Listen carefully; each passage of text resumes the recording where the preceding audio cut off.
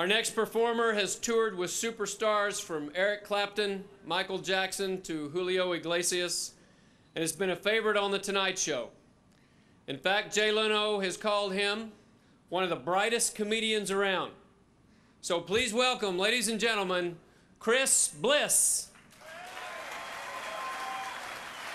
Turned 50 not long ago. I didn't think it was going to bother me either, because no other birthday'd ever bother me, and I was willing to go with what your friends will all say. Hey, Chris, it doesn't mean a damn thing. It's all in your mind. It's just a number. You're as old as you feel. 3 days after my 50th birthday, I'm walking to the club that I'm working at. An SUV rolls by, the window rolls down, and a teenager stares straight at me and goes, "I see dead people."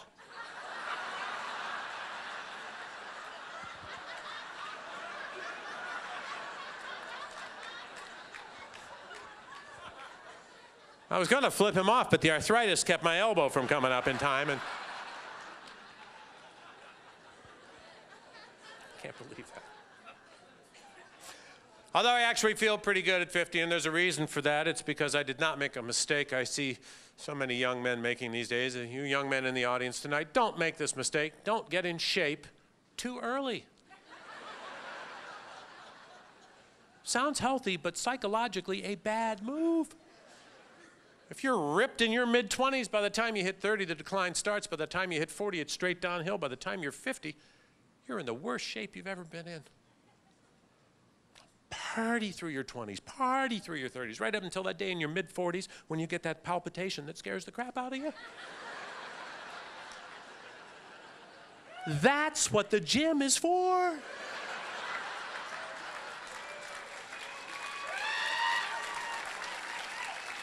I don't think there's any place for racism in a great country like the United States. Except, of course, that in an emergency it will get us out of jury duty.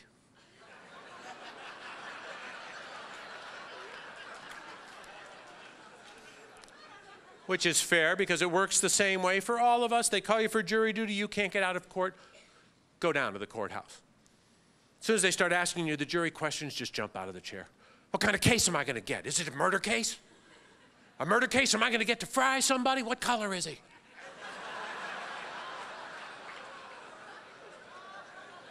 They'll send you home. They'll never call you for jury duty again.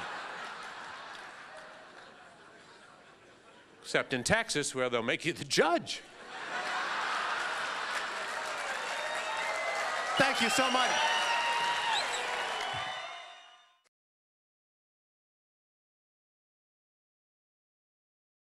And now, ladies and gentlemen, please welcome Chris Bliss.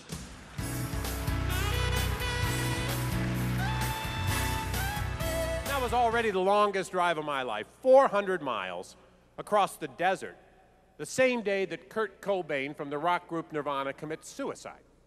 So every time that I find a radio station, they're in the middle of a tribute to Nirvana. 400 miles. Here's another tribute to Nirvana. By the time I hit the 200-mile mark, I was thinking, man, that is sad. At least when John Lennon died, they could play more than 8 songs.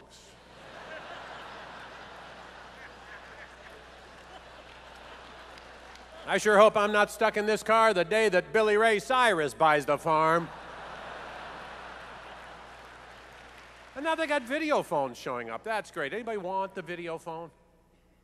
Not many people. And I thought about this. It's not just the obvious loss of privacy.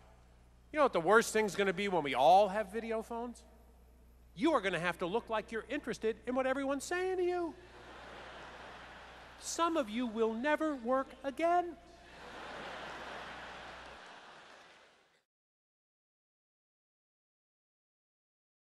Please welcome your host, Chris Bliss.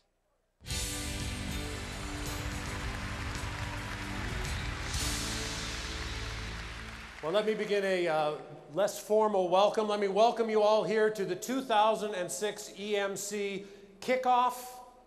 This is a very important meeting, as you know. This is the first global kickoff meeting for EMC in 3 years after a series of important acquisitions. So how many of you were not a part of EMC 3 years ago? Please applaud if you were not a part of EMC 3 years ago. Right there, I think that is your first great opportunity at this meeting to expand and increase the flow of information across that analog interface, both inside and outside of these meeting halls here. And that's what I'm here for, to help the flow of information just keep moving during these sessions here. My name is Chris Bliss, and I will be your host and MC for most of these sessions. And for the last 20 years, I've made my living primarily as a stand-up comedian. I've performed at pretty much every kind of event that you can imagine. I've done national television appearances on The Tonight Show. I've done international comedy festivals in Canada, Ireland, the UK, and Australia. I've opened in major concert venues like this one for Eric Clapton and Julio Iglesias and other superstars. I've even done a stadium tour. I performed at 55 sold-out shows as the exclusive opening act for the king of pop, Michael Jackson, and face it, who would make up that credit at this point in time? All told, I performed in over 25 countries on 4 different continents, and I realized that that's not quite as impressive a resume as EMC, but hey, I'm just one guy, and you are nearly 6,000 strong out here today. You are 6,000 strong out here today, aren't you? Get that energy going. I've also performed at hundreds of corporate events, the most memorable of which was in the year 2000. I performed at an event at the corporate headquarters of an energy colossus called Enron. And who would make up that credit at this point in time?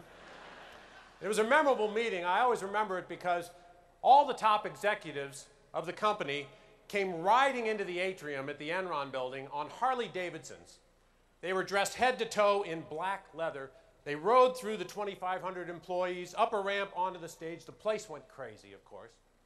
And after the event, and I'm not making this up, after the event, the CEO of the company actually told me that the best thing I could possibly do with my check was to go out and buy Enron stock with it. I didn't feel comfortable about that, so instead I called my broker and I told her to buy WorldCom. And the most interesting thing of it is that I didn't find out until I was reading transcripts from the bankruptcy hearings that I was actually paid $12.5 million for that event.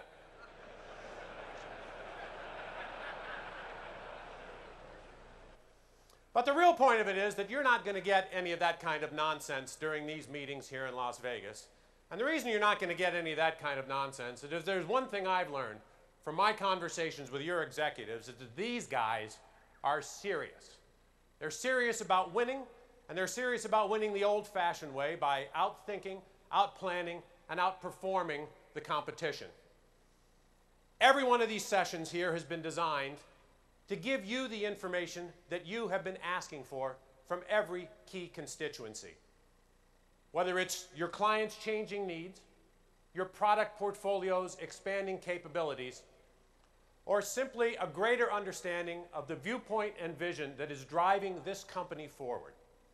Every speaker that you're going to hear on this stage has just one goal in mind, and that is to make sure to give you the tools to maximize your opportunity for success. And that's because they all understand the one central truth, and that's that the true power of EMC is our people.